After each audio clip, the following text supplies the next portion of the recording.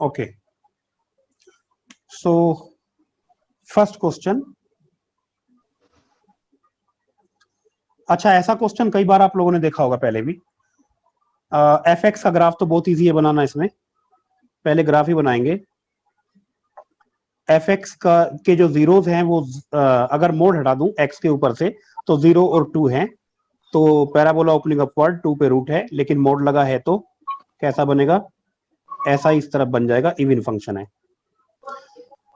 अब ये क्या कह रहा है? ये आपका -2 है यहां पर, और ये 2 है, और ये आपका 0 है। अब जरा जी एक्स को डिफाइन करते हैं। जी एक्स जो जीरो डिफाइंड है वो -2 से इन्फिनिटी तक है। तो -2 से x तक, -2 से चलते हैं, मतलब यहां से हम शुरुआत कर रहे हैं x की वैल्यूज की, इस पॉइंट से दिख रहा होगा आप लोगों को। जब x की वैल्यू -2 से बड़ी हो रही है, जैसे यहां पर, तो ये एफ एक्स की वैल्यू है, यहां पर ये एफ एक्स की वैल्यू है। अब मिनिमम इनमें से कौन रहेगा? उसी मोमेंट पर इंस्टेंटेनियस जो वैल्यू होगी वो मिनिमम रहेगी। -2 पर जो वैल्यू होगी वो मैक्सिमम होगी, और इंस्टेंटेनियस वैल्यू जो होगी वो इसकी मिनिमम होगी। तो कहां तक? यहां पर इस पॉइंट तक जहां ये मिनिमा आ गया, ये वाला, यहां तक इंस्टेंटेनियस वैल्यू ही मिनिमम रहेगी। इंस्टेंटेनियस मतलब एक्स पर, -2 से चले ना, एक्स तक है ना, तो एक्स पर जो वैल्यू होगी वो क्या होगी? एफ एक्स होगी।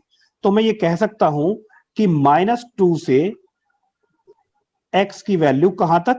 इस तक। ये कितना है? डेरिवेटिव को 0 करके पता चल जाएगा। डेरिवेटिव को 0 करके यहां पे पता चलता है कि ये 1 है और ये -1 है, राइट? तो -1 तक ये जो वैल्यू होगी ये होगी एफ एक्स इट सेल्फ, यानी कि एक्स स्क्वायर -2 मोड एक्स। चूंकि एक्स यहां पर निगेटिव है तो मैं कह दूंगा कि एक्स स्क्वायर प्लस 2x। सो एक्स स्क्वायर प्लस 2x। अब जरा -1 से आगे बढ़ते हैं। -1 से आगे बढ़े, x की वैल्यू -1 से बड़ी करने लगा मैं। अब मिनिमम कौन होगा? इट्स यहां पर, अगर यहां पर x है तो इंस्टेंटेनियस वैल्यू ये है, जबकि मिनिमम हम कहां पर छोड़ा है? -1 पर। तो एफ ऑफ -1 यहां पर मिनिमम होगा कहां तक? 0 तक। जब x की वैल्यू 0 तक बढ़ेगी तो इंस्टेंटेनियस वैल्यू लार्जर रहेगी, जो -1 पर वैल्यू अचीव हुई थी उससे। तो -1 पर जो वैल्यू अचीव हुई थी वही मिनिमम है। तो एफ ऑफ -1 जरा कैलकुलेट करके देखो, यहां पर कितना आ रहा है? एफ ऑफ -1 रख करके आ रहा है -1। तो this comes to be -1 for -1 से x की वैल्यू 0 तक। अब आगे बढ़ते हैं, 0 से आगे बढ़ते हैं। उसके लिए ये डेफिनेशन है सेकंड वाली। ये डेफिनेशन क्या कह रहा है? ये 0 से 2 में यहां पे ऐसे डिफाइन है, मैक्सिमम होना है। देखो भाई, यहां पर, यहां से चले, यहां पर मैक्सिमम फंक्शन की वैल्यू थी 0, और अगर मैं x अब 0 से आगे बढ़ाऊंगा तो इंस्टेंटेनियस वैल्यूज जो मुझे मिलेंगी वो मुझे निगेटिव मिलेंगी। तो मैक्सिमम वैल्यू क्या रहेगी? f वो 0 ही रहेगी, बल्कि 2 तक, अगर x की वैल्यू मैं यहां से लेकर के 2 तक भी बढ़ाऊंगा ना, तो वो सारी की सारी वैल्यूज इससे कम है 0 से। तो 0 से 2 तक अगर x को रखा जाए, 0 से 2 तक अगर x को रखा जाए तो क्या होगा? 0 से 2 तक x को अगर रखा जाए तो मैक्सिमम वैल्यू क्या रहेगी? 0 रहेगी। और 2 के बाद इटसेल्फ एफ एक्स उसने बोला है डेफिनेशन। 2 के बाद, अब चूंकि x ग्रेटर देन 2 मतलब पॉजिटिव है तो यहां पे मोड हट जाएगा ये, तो x square -2x for x greater than equal to 2। अब बात करते हैं, हाँ क्या कह रहा है? डिफरेंशियबिलिटी की बात कर रहा है। तो भैया पहले कंटिन्यूटी की बात कर लेते हैं। x इक्वल टू -1 पर ये वैल्यू कितनी है? मतलब -1 के लेफ्ट में कितना आ रहा है? -1 के लेफ्ट में -1 आ रहा है, तो -1 पर तो ये कंटिन्यूअस है। 0 पर देखो जरा, 0 के लेफ्ट में मतलब -1 के लिए मैं कह रहा था कि -1 के लेफ्ट में ये वैल्यू, यहां पर -1 पुट करके देख लेंगे। -1 के लेफ्ट में मुझे वैल्यू मिल जाएगी, -1 पुट करके देखो, -1 का स्क्वायर -2 -1, और -1 के राइट में भी -1 है और -1 पर भी -1 है। इसका मतलब क्या हुआ बेटा? -1 पर फंक्शन कंटिन्यूअस है। अब 0 पर देख लेते हैं। जीरो के लेफ्ट में -1 है फंक्शन की वैल्यू और जीरो के राइट में 0 है, इसका मतलब discontinuous, hence non differentiable. Non differentiable बोल देता हूं सीधे, non differentiable at x equal to 0। आपको पता है कि फंक्शन अगर डिसकंटिन्यूअस है तो वो डिफरेंशिएबल नहीं होगा। अरे जब फंक्शन ग्राफ में कंटिन्यूटी ही नहीं है, टेंजेंट कहां से बनेगी यूनिक स्लोप की, है ना, यूनिक स्लोप की टेंजेंट बनती है तो हम कहते हैं डिफरेंशिएबल है फंक्शन। अब 2 पर जरा देख लो बेटा, 2 के लेफ्ट में, 2 के लेफ्ट में हम देख रहे हैं कि 0 है और 2 के राइट में भी 0 है, 2 पर कंटिन्यूअस है। तो अब डेरिवेटिव निकालेंगे हम, डेरिवेटिव निकाल करके हम डिफरेंशिएबिलिटी चेक कर लेंगे। जरा डेरिवेटिव इसका बताओ क्या है, 2x प्लस 2 और यहां पर -2 से x की वैल्यू -1 तक, इसका डेरिवेटिव क्या हुआ 0, -1 से x की वैल्यू 0 तक और इसका डेरिवेटिव 0, 0 से x की वैल्यू 2 तक और इसका डेरिवेटिव हो गया 2x माइनस 2, x की वैल्यू 2 से बड़ी के लिए। अब जरा 0 पर तो मैं चेक करूंगा ही नहीं। क्यों 0 पर चेक नहीं करूंगा, क्योंकि वहां पर डिसकंटिन्यूअस था, नॉन डिफरेंशिएबल पहले डिक्लेयर हो चुका है। मैं -1 और 2 पर चेक करूंगा। -1 के लेफ्ट में left hand derivative g dash -1 minus कितना है, -1 इसमें रख दीजिए 0 है और -1 के राइट में डेरिवेटिव क्या है, -1 के राइट में डेरिवेटिव 0 है, तो -1 पर ये डिफरेंशिएबल है। कुछ गलती हो गई क्या? यस सर, आंसर भी दिया हुआ है, नहीं होगा। हाँ हाँ, मुझसे कहीं कैलकुलेशन मिस्टेक हुई है, इसका मतलब नहीं, मेरा माइन मेरा भी बी पे डिफरेंशिएबल आ रहा मेरा था। भी नहीं आता अभी। देख लेते हैं फिर से। -1 पर आप -2 से -1 में फंक्शन ठीक डिफाइन किया मैंने, हाँ बिल्कुल ठीक है। -2 से -1 में f(x) ही रहेगा और -1 से 0 में f ऑफ -1 रहेगा, बिल्कुल सही है। 0 से 2 में f ऑफ 0 रहेगा, ये बिल्कुल ठीक है और 2 से बड़े में ये रहेगा। अब कंटिन्यूटी -1 पर थी क्या, -1 पर कंटिन्यूटी थी, तो डिफरेंशियबिलिटी भी होनी चाहिए। रोहन तुम्हारा भी डिफरेंशिएबल आ रहा है, सबका डिफरेंशिएबल आ रहा है क्या यस -1 पे? सर। ठीक है, यस तो सर। ठीक है, तो -1 पर हम बोल देते हैं g dash -1 plus is equal to 0, तो डिफरेंशिएबल हो गया -1 पर। अब 2 पर देख लीजिए, 2 पर तो साफ साफ दिख रहा है ना मुझे, 2 के राइट में ये डेरिवेटिव है, 2 के राइट में कितना आ रहा है 2 आ रहा है, 2 रखेंगे तो इसमें, और 2 के लेफ्ट में क्या आ रहा है डेरिवेटिव 0, तो left hand derivative at 2 is 0 and right hand derivative at 2 is 2, not differentiable, तो it is not differentiable at x equal to 0 and x equal to 2। तो आंसर करेक्ट कर लीजिएगा, x equal to 0 and x equal to 2, A and C is there. आगे बढ़ते हैं, कोई doubt है किसी किसी को इसमें कुछ पूछना है? ठीक है, सेकंड वाला क्वेश्चन, ये भी आसान है, डिफिकल्ट नहीं, लेकिन इस तरह के बहुत पूछते हैं। देखो मैंने एक चीज बता दूं मैं आप लोगों को, फंक्शनल डिफरेंशियल इक्वेशन में अगर x की जगह y और y की जगह x रखने पर, रिप्लेस करने पर, x को y से y को x से रिप्लेस करने पर फंक्शनल इक्वेशन चेंज ना होती हो तो f(x) निकालने का आसान तरीका अवेलेबल है क्या? यहां बता देता हूं, अगर x को y और y को x रिप्लेस करने पर functional equation not changed, sir partial लेके x0 रख देंगे। हाँ, तो पहला differentiate with respect to x keeping y as constant,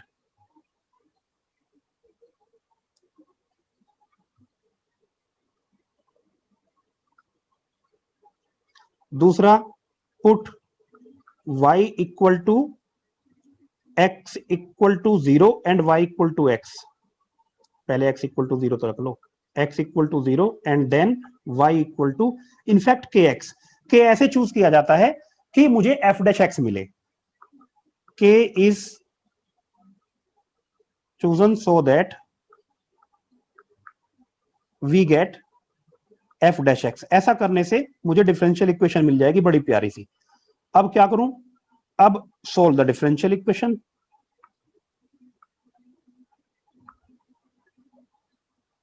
obtained, तो आपको f(x) मिल जाएगा। वैसे यहां पे कर सकते हैं दोस्तों, इसको नोट कर लीजिएगा बाद में वीडियो से, इस तरीके को जैसे यहाँ पर मैं के के बारे में बताऊंगा, के क्या चूज करेंगे यहाँ पे। देखो इस फंक्शनल इक्वेशन में x को y को x रिप्लेस करने से कोई फर्क नहीं पड़ रहा है।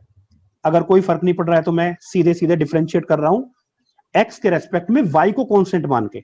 x के रेस्पेक्ट में y को कांस्टेंट मान के क्या आया, 1 + 0 y कांस्टेंट है ना, is equal to f dash x। y constant है तो fy भी कांस्टेंट होगा।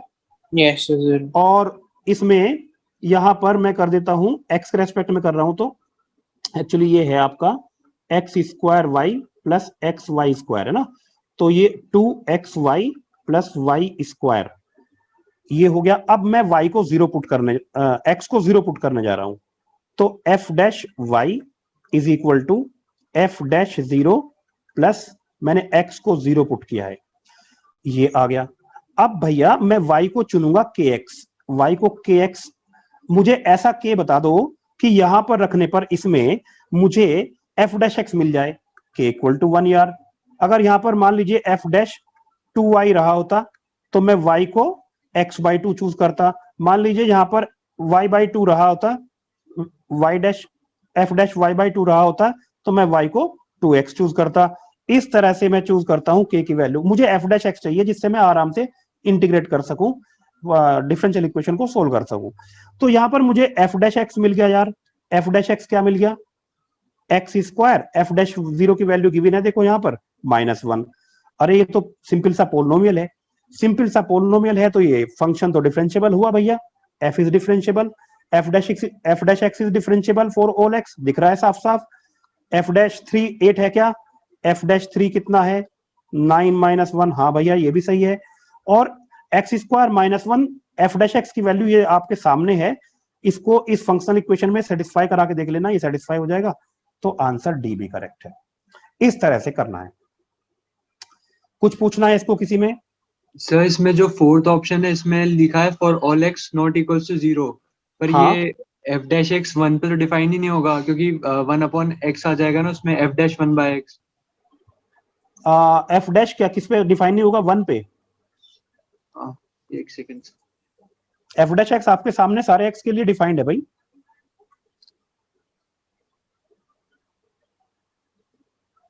जीरो उसने इसलिए बोला कि 1/x यूज किया है। हाँ सर ठीक है मैंने गलती कर दी थी। ओके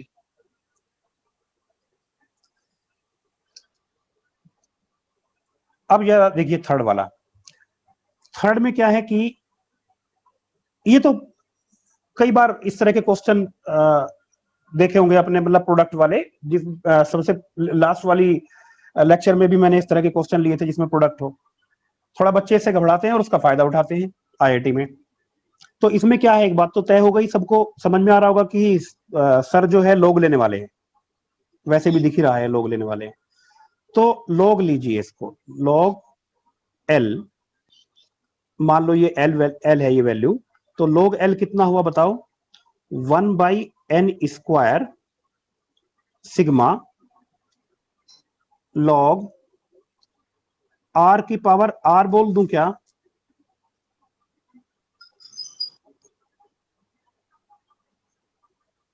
हाँ या ना?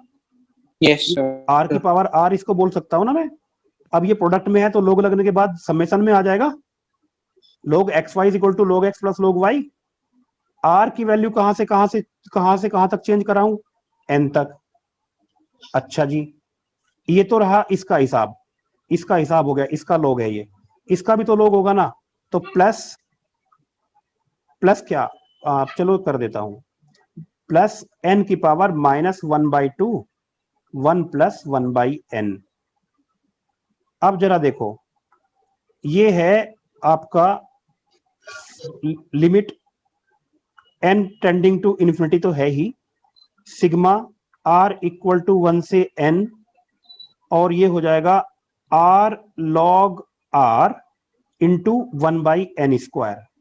साफ साफ दिख रहा होगा कि 1/n मैं यहां पे यूज कर सकता हूं r के साथ, तो इसको r/n इंटू 1/n कर दूं अगर आप लोगों को कोई प्रॉब्लम ना हो तो।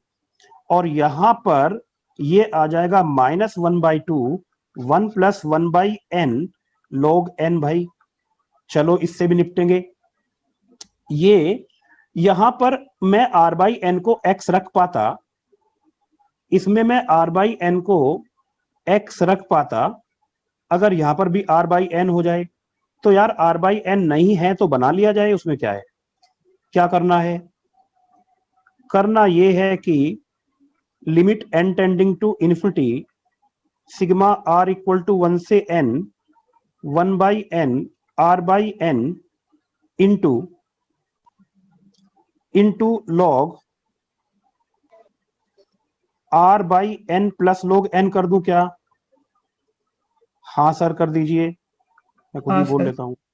1 plus 1 by n log n। अब तो दिख रहा होगा सब कुछ। n tending to infinity. अच्छा, इसको तो निपटा लो यार, इसको निपटा लो। क्या 0 से 1 x log x, yes और नो। Yes, sir. और बचा हुआ जो है हमारा वो क्या है, 1 by n sigma log n, n square था ना। हाँ, तो कितना आ गया सिग्मा log n। अच्छा r बाई एन भी है, ठीक है ठीक है। तो ये कितना आ गया plus log n sigma r square, yes और नो, अपॉन n स्क्वायर। बोलो हाँ। Yes sir. नहीं समझे आप। मैं सिर्फ आर होगा ना। Yes, sir. Sigma R.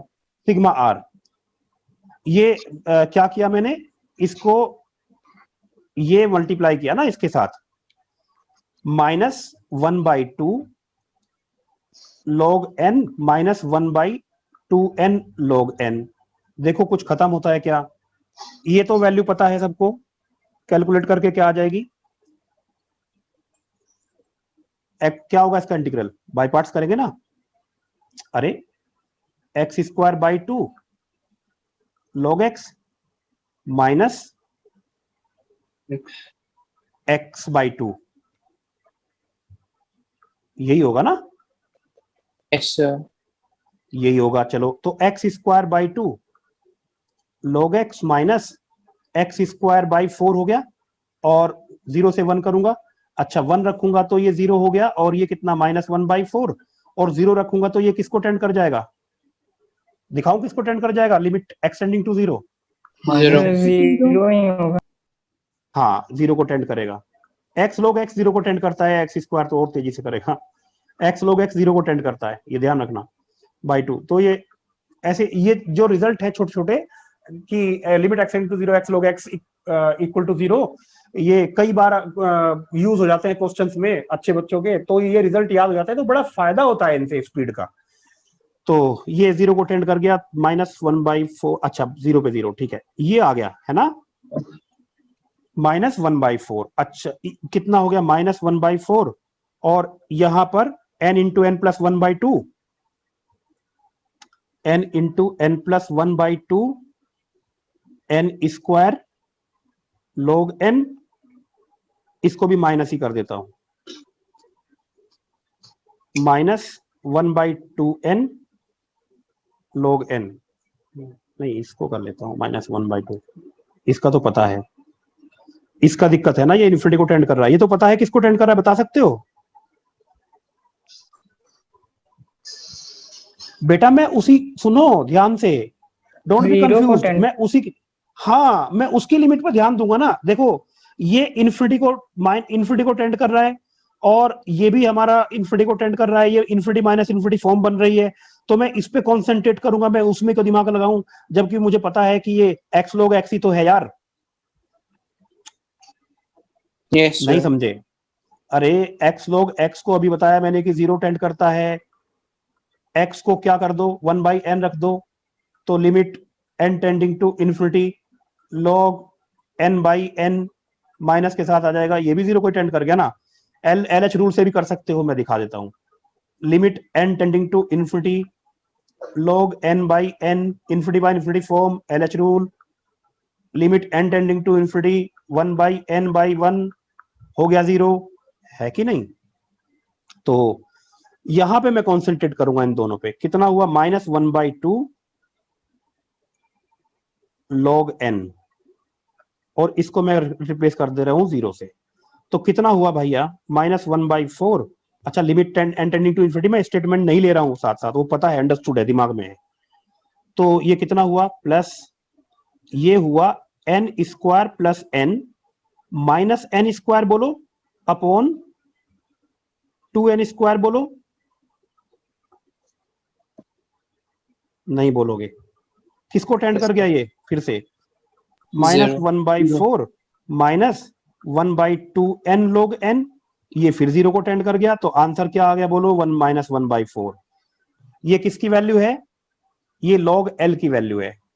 Value किसकी चाहिए क्वेश्चन में? निकाल लोगे अपने से। माइनस log l की कितनी हो गई? 1/4। Next question number 4। हाँ, ये हुआ। Yes, sir. Yes sir. हम्म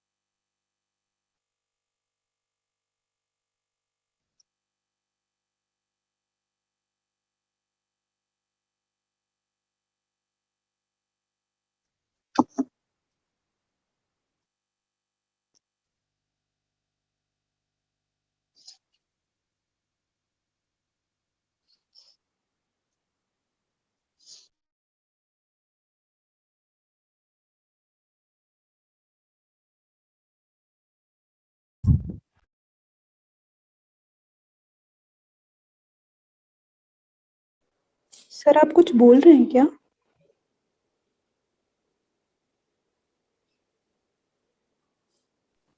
आपकी वॉइस नहीं आ रही।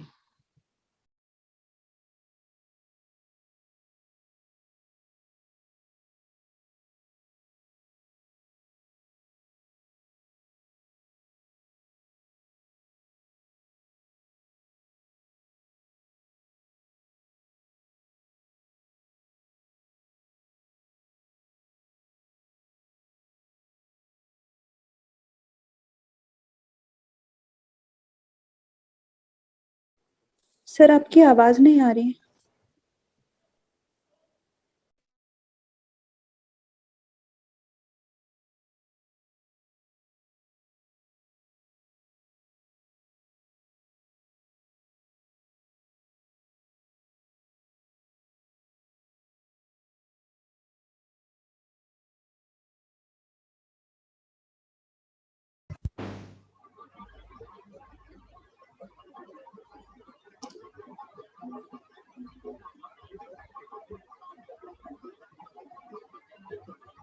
Hello, yes sir. Sir yes sir भाई। आवाज आवाज चली गई थी क्या? हाँ यस सर। सर। अच्छा,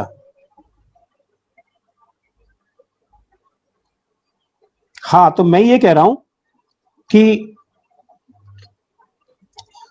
कहां से आवाज चली गई थी? स्टार्टिंग से ही। अरे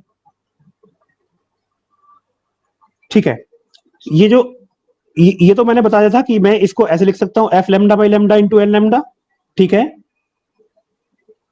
अब एफ लेमडा बाई लेमडा निकालने की कुछ कहीं से कोशिश कर सकते हैं क्या? एफ लेमडा इसका सॉल्यूशन है और मान लीजिए कि ये एच एक्स है, तो सॉल्यूशन कैसे निकलेगा? एच इनवर्स लेमडा ना, यही तो एफ लेमडा हुआ, Yes, sir. यही एफ लेमडा हुआ। अब जरा इसको ध्यान में रख करके देखिए क्या है ये, एच ऑफ लेमडा। एच ले लेता हूं दोनों तरफ, इस इक्वेशन में मैं दोनों तरफ एच ले लेता हूं, इस वाले में दोनों तरफ एच ले लूंगा तो क्या आ जाएगा? Lambda is equal to h of f lambda ना, और एच एक्स हमारा ये है, तो एच ऑफ एफ लेमडा कितना हो जाएगा? एक्स की जगह पर एफ लेमडा रख देंगे तो ये हो जाएगा ना बेटा। यहां से Yes, sir. F lambda by lambda की वैल्यू मुझे मिल गई, ये वाली। ठीक है, अब सुनिए, यहां पर मैंने इसकी वैल्यू रख दी। अब ये l n lambda upon 1 plus l n f lambda हो गया। अब एल एच रूल लगा सकता हूं क्या? Yes, sir. अब एल एच रूल लगा लीजिए। अब आप कहोगे कि sir infinity by infinity form है, कैसे भाई? लेमडा इन्फिनिटी को टेंड कर रहा है, इन्फिनिटी को टेंड कर रहा है, एच एक्स इन्फिनिटी को टेंड कर रहा है, ये हमारा एच एक्स इन्फिनिटी को टेंड कर रहा है, एफ उसका इनवर्स है, वो भी इन्फिनिटी को टेंड करेगा, हाँ या ना? Yes sir. 1 by lambda upon 1 upon f lambda into f dash lambda. कितना आ गया? ये आ गया आपका again limit lambda tending to infinity f lambda by lambda into f dash lambda. अब ये एफ डैश लेमडा कहां से आए? चलो यहीं से आएगा, यहीं से आएगा। मैं इसको डिफरेंशिएट करता हूं जरा लेमडा के टर्म्स में, क्या आएगा? H dash f lambda into f dash lambda is equal to 1। तो h dash lambda is equal to हो गया कितना? 1 upon h dash f lambda. अब भैया एच डैश एक्स है कितना? एच डैश एक्स कितना है? ये रहा h x. H dash x हो गया हमारा कितना? 1 plus 1 plus l n x, 2 plus l n x ना दोस्तों, तो ये आपका Yes, हो sir. जाएगा 1 upon 2 plus log F lambda. Yes और नो? Yes sir. भाई एच एक्स पता है मुझे, तो H of H dash x पता है मुझे, तो एच डैश एफ लेमडा तो निकल ही आएगा ना। तो 2 plus log F lambda. Okay, अब यहां पे वैल्यू रख देंगे। कितना आ गया भैया? इसकी वैल्यू क्या थी? निकाल चुके थे हम पहले। कहां निकाल चुके थे? कहां कहां कहां कहां? ये रही ना। तो इसकी वैल्यू क्या है? लेमडा टेंडिंग टू इन्फिनिटी, और ये है 1 upon 1 plus l n f lambda, और एफ डैश लेमडा की वैल्यू क्या है? ये तो 1 अपॉन ये एफ डैश लेमडा, सॉरी मैंने यहाँ पे गलती कर, एफ डैश लेमडा। तो एफ डैश लेमडा की वैल्यू क्या है? ये रेसिप्रोकल क्या हो जाएगा? 2 प्लस लॉग एफ लेमडा। अब बेटा फिर से इन्फिनिटी बाय इन्फिनिटी फॉर्म हो गई कि नहीं? तो फिर डिफरेंशिएट कर दीजिए लेमडा के रेस्पेक्ट में, तो क्या आ गया? F dash lambda upon f lambda, और यहां भी F dash lambda upon f lambda. 1 आ गया कि नहीं आ गया? बोलो। Yes. किसी बच्चे को कुछ पूछना है इसमें? आगे बढ़ते हैं।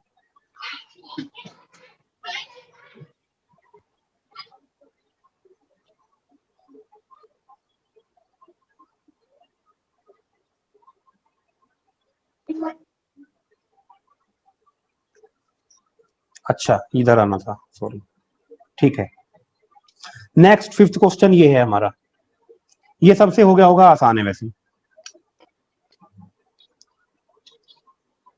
देखो लिमिट मान लो कि ये एल है, उसने कहा है कि एग्जिस्ट करती है, तो मैंने कहा कि चलो एग्जिस्ट करती है तो इसको एफ मान लेता हूं। अब जरा ये लाने के लिए क्या करूं बताओ multiply and divide by x. यार। एक्स एफ एक्स के डिफरेंशियल में आता है ऐसा, तो ऐसे आइडिया मिलता है जब एडवांस का क्वेश्चन आप करते हो ना, कहीं उसी में छुपा होता है सब कुछ।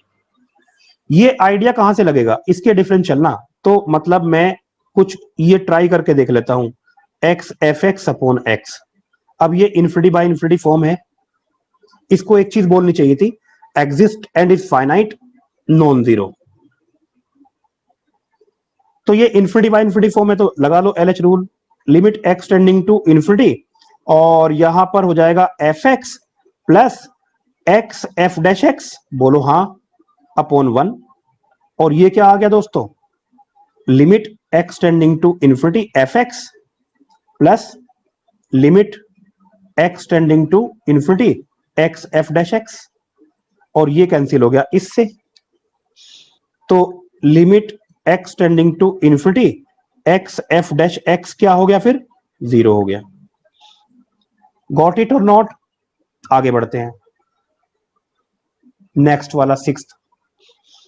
अच्छा सिक्स्थ तो बड़ा प्यारा सा आसान सा क्वेश्चन है, बस इसमें कुछ नहीं है, तो इसने कुछ अलग से डिफाइन कर दी हैं चीजें।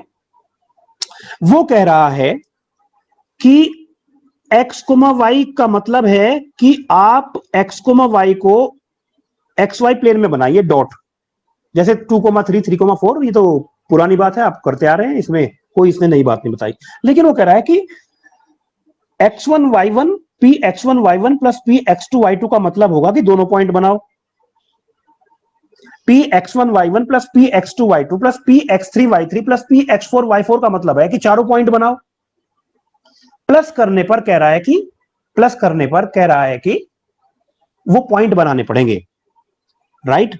जैसे कि p2,3 plus p3,4 plus p4,5, इसका मतलब क्या होगा कि आप 2,3 बना दीजिए, 3,4 भी बना दीजिए, 4,5 भी पॉइंट डॉट कर दीजिए, बस इसका मीनिंग हो जाएगा। अब जरा इस बात को दिमाग में रखते हुए कि समेशन का मतलब है सारे पॉइंट बनाना, यहां पर आ जाइए, क्या कह रहा है जरा फर्स्ट में देखिए, summation of 1 comma r by n points, जहां पे r की वैल्यू चेंज होगी, डिस्क्रीटली चेंज होगी, लेकिन n इंफिनिटी को टेंड कर रहा है। आप मुझे बताओ कि 1 by n, 2 by n, 3 by n, 4 by n, अगर n बहुत बड़ा नंबर है तो ये सारे के सारे नंबर एक दूसरे के बहुत क्लोज हुए या नहीं हुए? Yes sir. तो मतलब ये कि 1 by n, 2 by n, 3 by n, जैसे यहां पे मैं 1,1 बाई एन बनाऊंगा, मान लीजिए मैं ये 0 0 है, तो ब्लैक व्हाइट कर लेता हूं, 0 0 एन टेंडिंग टू इन्फिनिटी के लिए।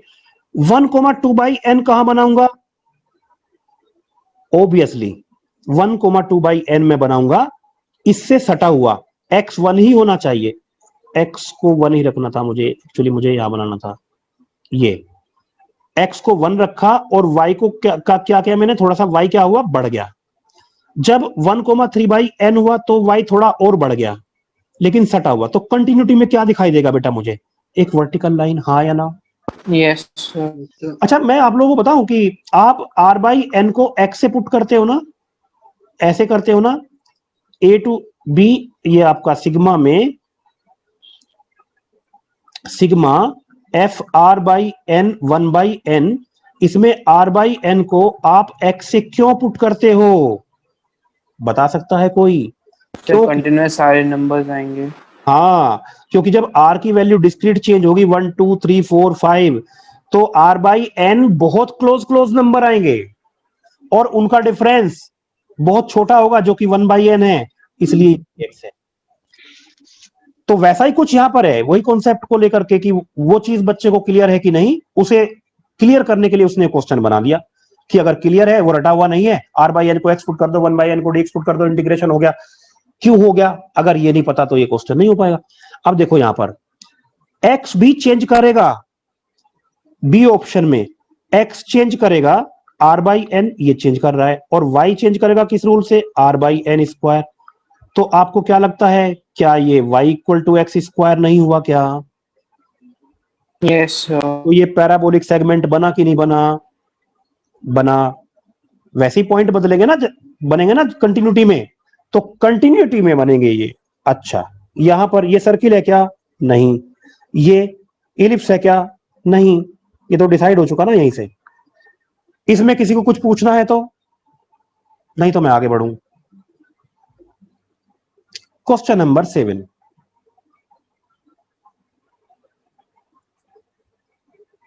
Question number 7। ये हुआ। Yes sir. ठीक। कितना? पाई पी एन जो है वो क्या है? वो है, एलसीएम ले लेता हूं सब में, क्योंकि एलसीएम लेने का दिमाग में आ रहा है कि ये जुड़ा है ना, तो ये a1 plus 1 by a1 into यहां से a2 plus 1 by a2 into and so on, और बेटा यहां से an प्लस 1 बाई an। हाँ या ना? हाँ सर बिल्कुल। Yes sir. यार a1 प्लस 1 को मैं क्या रख सकता हूं, यहां से देख करके बता दो मुझे। A2 by 2 a2 by 2। 2 तो ये a2 बाई 2 a1 हो गया, ये a2 बाई 2 a1 हो गया। a2 प्लस 1 को क्या रख सकता हूं, यहां से देख करके बता दो। A3 by 3 a3 by 3 a2 ना, और इस तरह से बात बनती चली गई, बढ़ती चली गई। an प्लस 1 को मैं क्या रख सकता हूं, यहां से देख करके बता दो। n प्लस 1 ना, an plus 1 upon upon upon क्या क्या रखा है मैंने, n की जगह पर क्या रखा है मैंने, n प्लस 1 रखा था ना, तो an plus 1 upon n plus 1। Yes और no? n yes plus sir 1, n plus 1 an। अरे कुछ कैंसिल होता हुआ दिख रहा है क्या? यस सर ऐसे ऐसे इस स्टाइल से कैंसिल होंगे, और सॉरी ये भी कैंसिल होगा, ये इस वाले से। तो बचा कितना? बचा हमारे पास an प्लस 1। a1 कितना गिवन है, ये देखो ना 1 गिवन है, तो a1 को 1 रख दो। 2 into 3 into 4 into 5, 2 into 3 into 4 into 5, n plus 1 तक क्या है ये वैल्यू, सारे बच्चे जानते होंगे। ये है an plus 1 upon n plus 1 factorial. अब वापस आ जाओ इसी को फिर से। an प्लस 1 कितना है? an प्लस 1 इस डेफिनेशन से फिर देखो, इस डेफिनेशन से फिर देखो, an प्लस 1 कितना है? n प्लस 1 इंटू, बोलो बेटा, an प्लस 1, हाँ या ना, अपॉन n प्लस 1 फैक्टोरियल। सब लोग जानते होंगे कि ये हो जाएगा an plus 1 upon n factorial. अलग अलग करो, 1 अपॉन n फैक्टोरियल अलग हो गया, और फिर an अपॉन n फैक्टोरियल। कुछ वैसी कहानी फिर शुरू हो गई। तो ये अब की बार मुझे n माइनस 1 फैक्टोरियल दे देगा इसी मेथड से, हाँ या ना? यस तो ये सर हो जाएगा 1 upon n factorial plus 1 upon n minus 1 factorial, है ना बेटा? और ये बढ़ता चला जाएगा, बढ़ता चला जाएगा, कहां तक? जब तक कि ये 1 नहीं हो जाता। अब एक बात बताओ, 1 प्लस 1 बाई 1 फैक्टोरियल, क्या था ये, लास्ट में क्या आएगा? लास्ट में आप क्या आएगा भाई, n की वैल्यू क्या पुट करोगे? a2 लास्ट में, मान लो a2 प्लस 1 बाई क्या रहेगा, a2 प्लस 1 बाई, इसमें कुछ रख दो ना n की वैल्यू, a2 बाई 2 फैक्टोरियल। क्या लिखूंगा मैं इसको?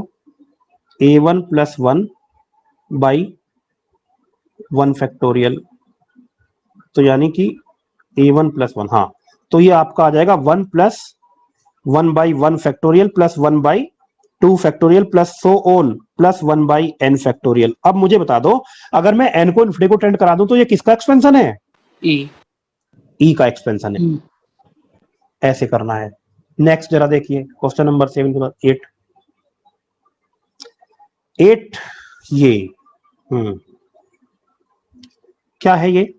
S n is equal to general term निकाल सकते हैं क्या इसका? 3 फैक्टोरियल है, यहां पर 3 है, या तो मैं इसको छोड़ दूं या इसको भी एडजस्ट कर लूं। कैसे? तो इसको पावर सीरीज है 1 प्लस, हाँ बेटा वो तो है पावर में। मैं इसको चाह रहा हूं कि ये भी इसी बिरादरी में शामिल हो जाए। अभी अलग है ना, ये ओड है, तो ओड में आउट ना हो, वो इनके साथ आ जाए। तो अगर मैं 1 को अलग निकालूं 2, अच्छा मैं इससे पहले वाला टर्म जरा लिखो। इससे पहले वाला टर्म क्या लिखूंगा मैं? 1 प्लस 3/2 फैक्टोरियल। ये कितना होता है? 2 होता है ना? हाँ, तो बन गई ना यस बात। तो ये 1 plus 3/2 factorial plus 1 plus 3 square by 3 factorial plus so on, ऐसे हो गया ना ये। तो इसका जनरल टर्म क्या हो गया? टी आर क्या हो गया? टी आर हो गया 1 प्लस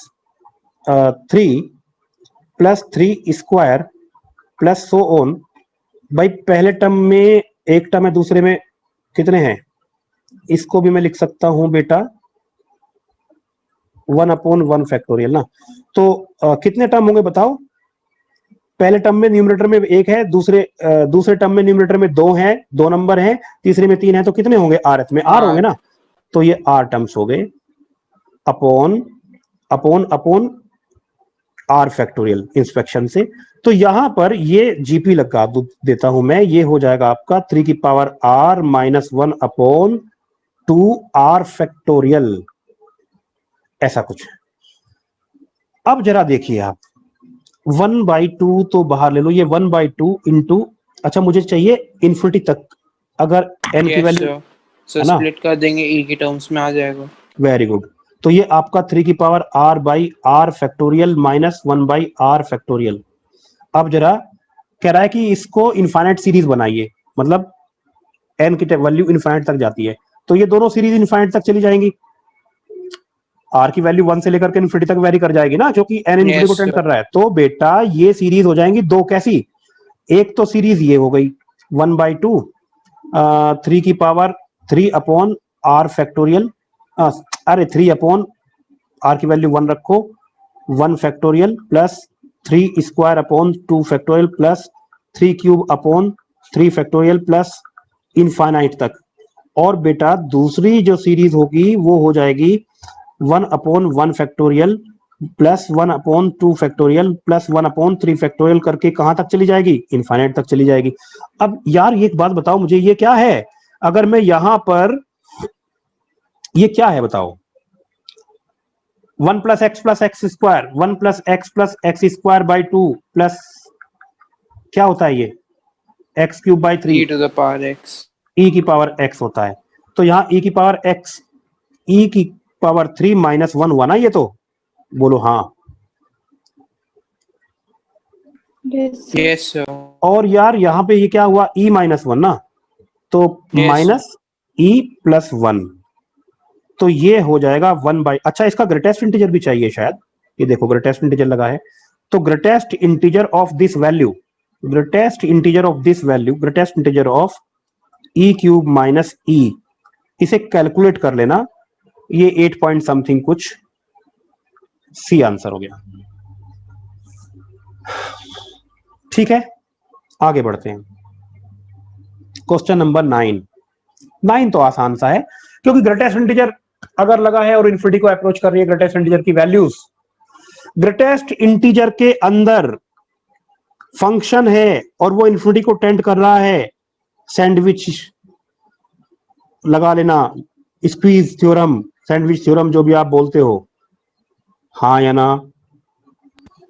तो यहां पर मैं 1/x³ का ग्रेटेस्ट इंटीजर के लिए सैंडविच बनाऊंगा, इसको सैंडविच बनाऊंगा। इसको सैंडविच बनाने के लिए मुझे लेफ्ट और राइट में दो फंक्शन चाहिए। एक तो इससे बड़ा, हमें पता है ना यार, किसी भी ग्रेटेस्ट इंटीजर, किसी भी नंबर का ग्रेटेस्ट इंटीजर उस नंबर से छोटा या उसमें से एक से बड़ा, ऐसे होता है ना। तो ये हो जाएगा 1/x³ से छोटा या फिर 1/x³ - 1 से बड़ा। अब x⁵ से मल्टीप्लाई कर दीजिए, तो क्या आ गया, x² - x⁵, x⁵ 1/x³ less than equal to x²। बन गया सैंडविच। ये लिमिट किसको, अगर x 0 को टेंड करे, अगर x 0 को टेंड करे तो ये किसको टेंड कर रहा है बेटा, 0 को। अगर x 0 को टेंड करे, ये किसको टेंड कर रहा है, 0 को। अब 0 के आसपास दोनों फंक्शन, ये वाला और ये वाला, दोनों ही सेम हाइट पर हैं, तो ये उसके बीच में फंस गया होगा कि नहीं फंस गया होगा, हाँ या ना। x tending to 0, x⁵ 1/x³ is equal to 0। दोनों ने, ये इससे बड़ा था, ये वाला बड़ा था, ये वाला छोटा था, लेकिन 0 के आसपास दोनों मिल गए। अब ये बीच में फंस गया, उनके दोनों के बन गई उसकी सैंडविच। तो ये भी उतनी ही वैल्यू अटेंड करेगा, क्योंकि इसकी भी हाइट उतनी रही होगी एक्स एक्सिस के ऊपर। अच्छा, अब जरा क्वेश्चन नंबर 10 पे आते हैं। 10 हुआ किसी बच्चे से? सुनो यार, अल्फा रूट है x - 10x इक्वल टू 3 का। यार रूट निकालना तो पॉसिबल नहीं है, एग्जैक्ट रूट तो नहीं बता सकते, ग्राफ से अंदाजा लगा सकते हैं कि कहां पे है। तो चलो इसका ग्राफ ही बना लेते हैं। ये हो गया x इक्वल टू π/2 और यहां पर ये हो गया x इक्वल टू 3π/2। एसिम्पटोट्स होते हैं, आप लोगों को पता है, ओड मल्टीपल ऑफ π/2। और 10x का जो ग्राफ है, ये पाई है यहां पर, ऐसे बनेगा।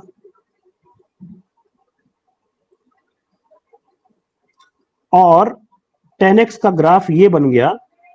अब मैं बना रहा हूं y इक्वल टू, इसको मैं लिख रहा हूं एक्चुअली ऐसे, 10x is equal to x - 3। इसका ग्राफ अलग बनाऊंगा इसका, और दोनों का इंटरसेक्शन से पता करूंगा रूट कहां पे है। y equal to x - 3, x intercept -3, यहां पर कहीं x इंटरसेप्ट, ओ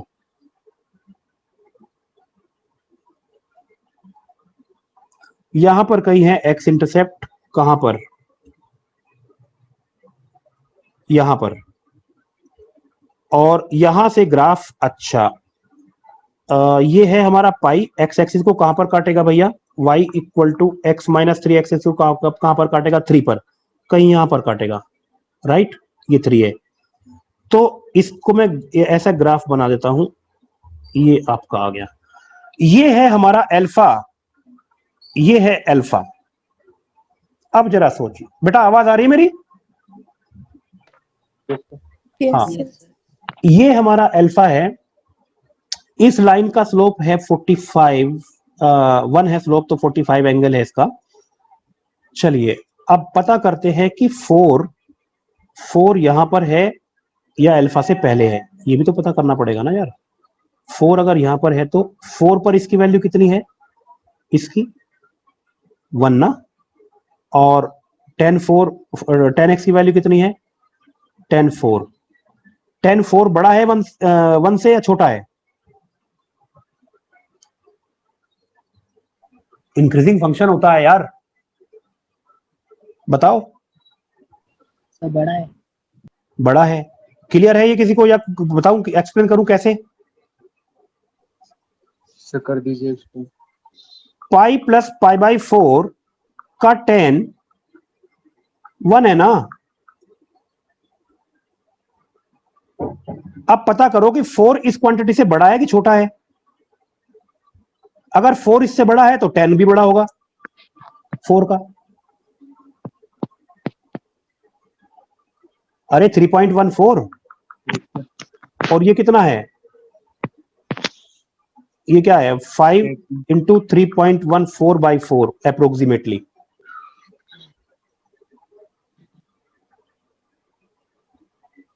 जल्दी कैलकुलेट करो।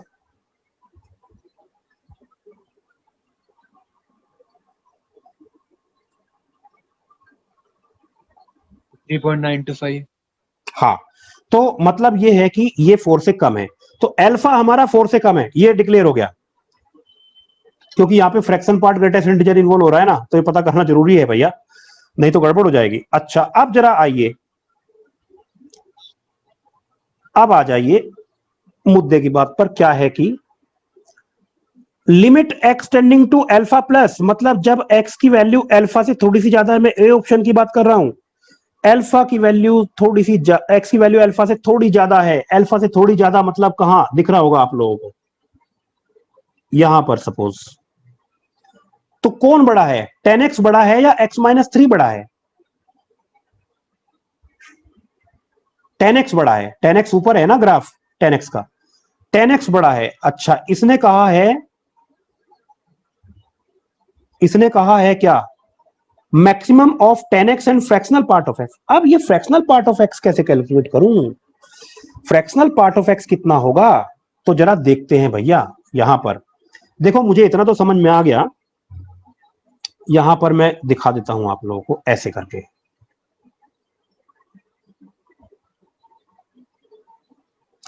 इस अल्फा पर ये अल्फा प्लस पर बना लेता हूं इसको, अल्फा प्लस की बात हो रही है। अरे यार, सारा ही भाग गया तो।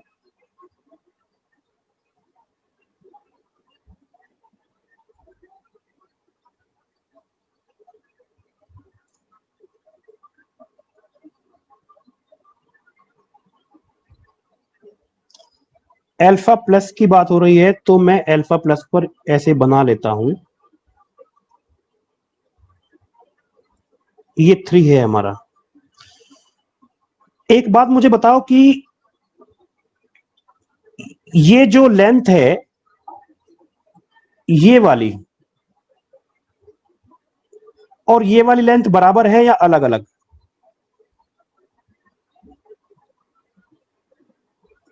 ये और ये इक्वल है या अलग अलग? इक्वल है सर। हाँ, क्योंकि ये 45 डिग्री है। अब जो इसका जो अल्फा का फ्रैक्शनल पार्ट है वो कितना है, इतना है ना? अरे अपने इंटीजर से जितना ज्यादा होता है वही फ्रैक्शनल।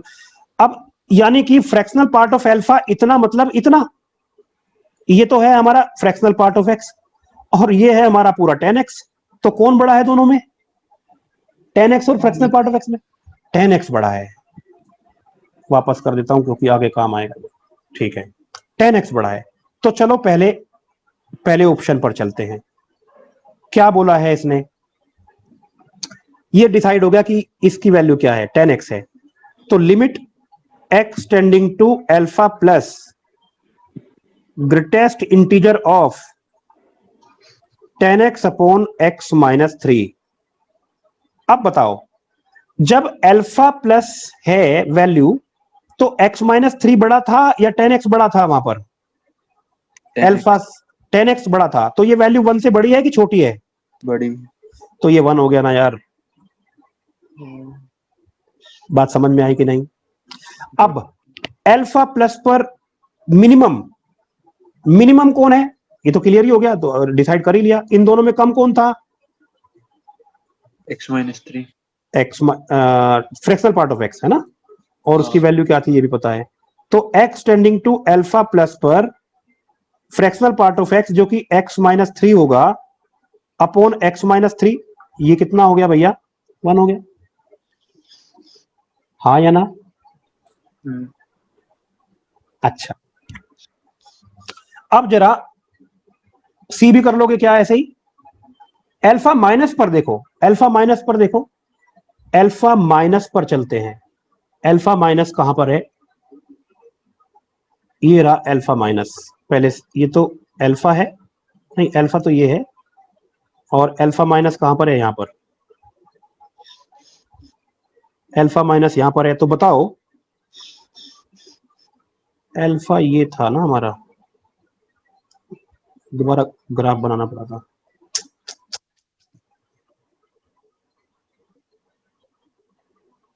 अल्फा ये था, ठीक है बेटा, अल्फा माइनस कहां हो गया, ये हो गया ना अल्फा माइनस, यहां पर अब बताओ कि x माइनस 3 बड़ा है अल्फा माइनस पर या 10? x minus 3 -3 x माइनस 3 बड़ा है और x माइनस और छोटा कौन है? 10x है। तो छोटा है हमारा 10x, मिनिमम चाहिए ना मुझे। हाँ, तो यहां पर क्या आ जाएगा? 10x। तो ये हो जाएगा limit x tending to alpha minus 10x upon x minus 3। अब बताओ x माइनस 3 और 10x में कौन बड़ा था? x माइनस 3 बड़ा था ना, डिनोमिनेटर बड़ा हुआ तो ये 0 हो गया। सही है कि नहीं ये बोलो? ऐसे ही डी वाला भी करेक्ट होगा, आप देख लेना। कर लोगे या फिर से बताऊं इसमें कुछ?